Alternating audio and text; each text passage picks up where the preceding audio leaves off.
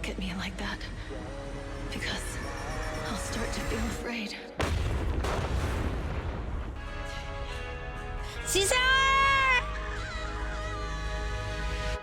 I just spent $300 to get this freaking girl into Gacha! You better come back!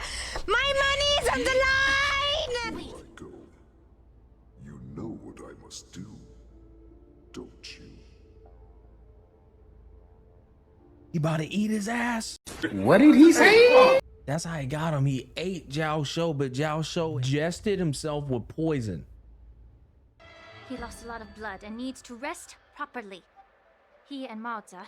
Oh my fucking god. This nigga's still alive. How? Oh my god, bro. I knew they didn't have it in them, bro. Yo, this shit a 2 out of 10. Nah, this shit is a 2 out of 10. This pussy ass story, bro. Yo, what is up, guys? Loki here, back at it again with another YouTube video. Finally back home.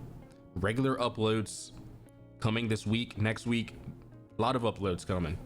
There's one discussion I really wanted to have.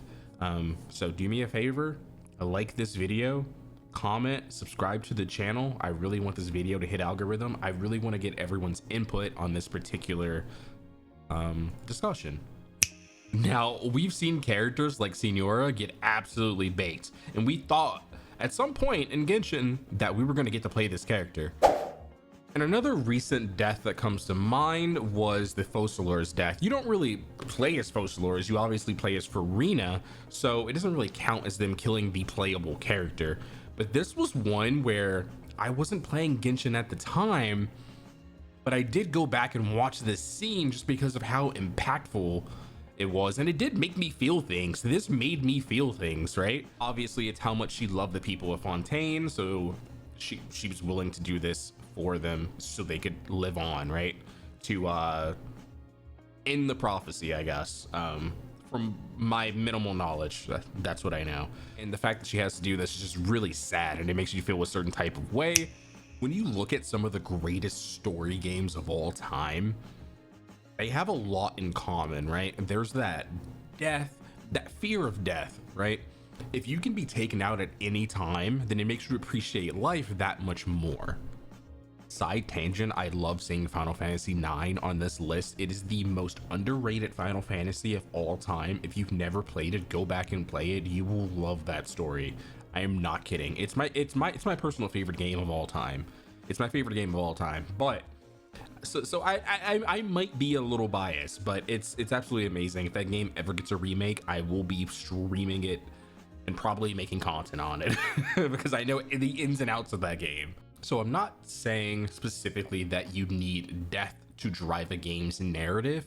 I'm more so saying it can help push that narrative or help push a character beyond their limits. Take Goku finally being able to break his limit, watching his best friend die, and being able to break through his limits and go Super Saiyan for the first time and then whoop Frieza's ass. I remember watching that as a kid. That made me feel a certain way. I was like, oh my gosh, it was like one of the most hype moments of all time, even till this day. If you go back and watch that in full succession, absolutely iconic scene. A death in recent memory that left me shook was Aerith dying again in Final Fantasy VII Rebirth. We had to live through this in 1997, and if as a child, this was pretty scarring. I'm not gonna lie, this made you feel a certain way. I was like, it makes you definitely like hate the villain, right? And that's the whole goal of being a villain. You're supposed to hate the villain. You're supposed to want to kick the villain's ass. And this made you want to take down Sephiroth for sure, just to get a small semblance of revenge. Now, we don't know what's going to happen with the next game, but as far as this relates to Hoyo, obviously they're not going to take a character out of the game that you're playing as, right?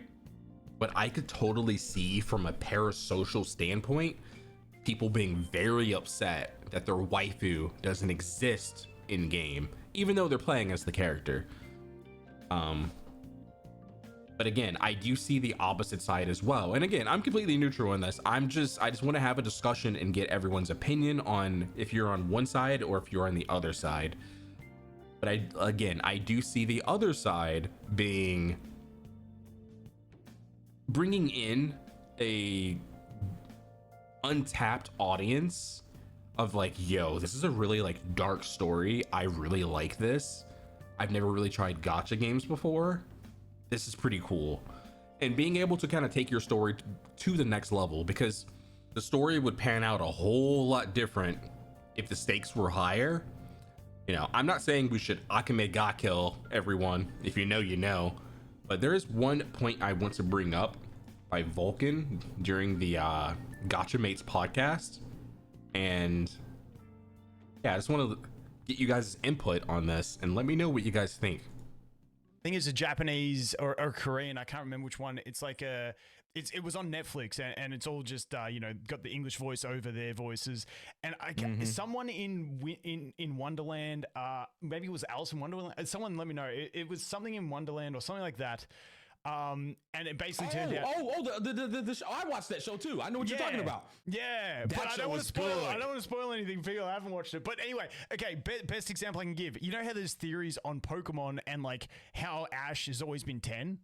And like, there's one theory that is like, you know, when Pikachu did the Thunderbolt to hit the Spearow and in like the first episode, maybe Ash went into a coma and this is all a dream. His like the entirety of Pokemon's a dream. And like, if that is the truth, I absolutely hate Pokemon because I just, as soon as you tell me it's all a dream, I just like, I hate it. Like it just. Folk, I didn't even know this was a theory. You just blew my fucking mind. There's a bunch of theories, but yeah, so my problem with Penacony is once you tell me it's all a dream, and then we go back to the original thing where you see Misha at the start, so it's been a dream from the very start, it's like it makes everything else less impressive. Like when we go back to the previous story, in Bibitalune, he gets a massive fucking dragon. Like that is so, like Jing Yuan, he has the lightning god. That is all real stuff. That shows how overpowered they are in the real world.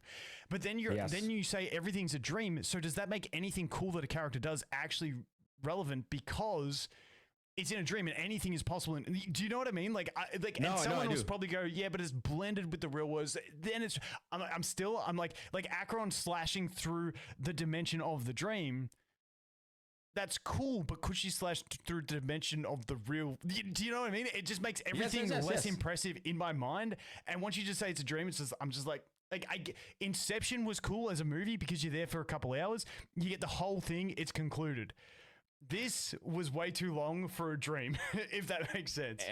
No, it does, Vulcan. I think the ultimate issue, the underlying issue with Hoyo versus storytelling, period, they're too much of a chicken shit. I talk about this all the time, to actually kill somebody. And that's why they do these dream concepts. Vulcan, no, I'm serious. Like, they will never, ever have the balls to kill somebody who truly matters to us in our playable characters. Let me know what you guys think about that. I want to have a good, healthy discussion. These are fun.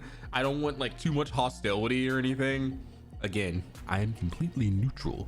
But yeah, I will see you guys on the next video.